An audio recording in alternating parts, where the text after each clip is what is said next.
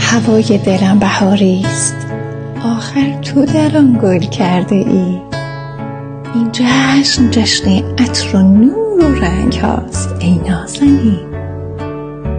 دلم بهاری شد وقتی سرمای دستانم را حس کردی و باغ دلم تابستان میوه ها شد وقتی طلای پاک خورشید را بر زمین وجودم تاباندی. آری خوب من وقتی چون برف پاک شدم بهار شدم.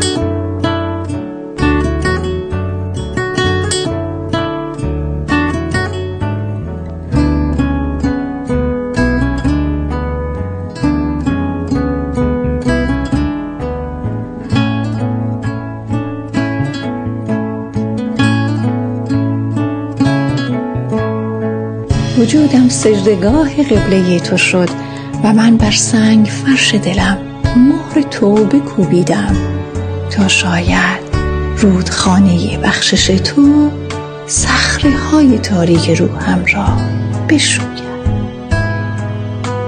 ببارید ای اشک های افتاده از چشم ندامت، ببارید تا شاید گل های پژمرده این دل جانی دوباره بگیرم. آهای بیداری من، کجا خوابیده بودی وقتی در کوچه پس کوچه های ذهنم گرد فراموشی می باشیدم؟ کودکان دالان های تاریک را می دویدم و شیرینی گناه پخش می کردم. کجا بودی؟ دنیای بازیگوش تا کجا بردی مرا که سوسوی گردسوز تاقچه تاریک فردا را هم نمی بینم؟ تا به کجا من از خویشتن خود دور شدم؟ تا به کجا؟ حال چگونه برگردم؟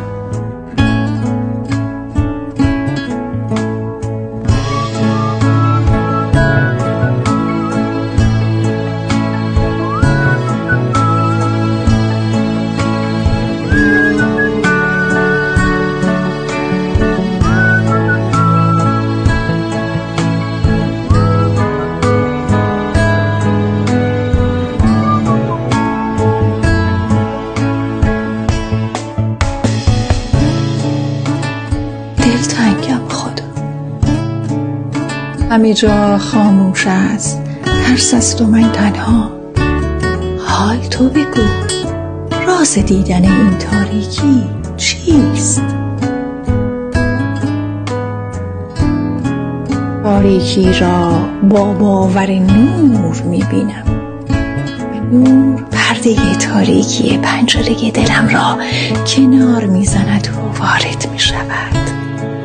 خدای من وقتی باور این دل شدی چه زود چراغانیش میکنی تا نکند دوباره به خواب روم. این چشمها با نور وجود تو خواهند دید که چه باغ بهشتی است اینجا.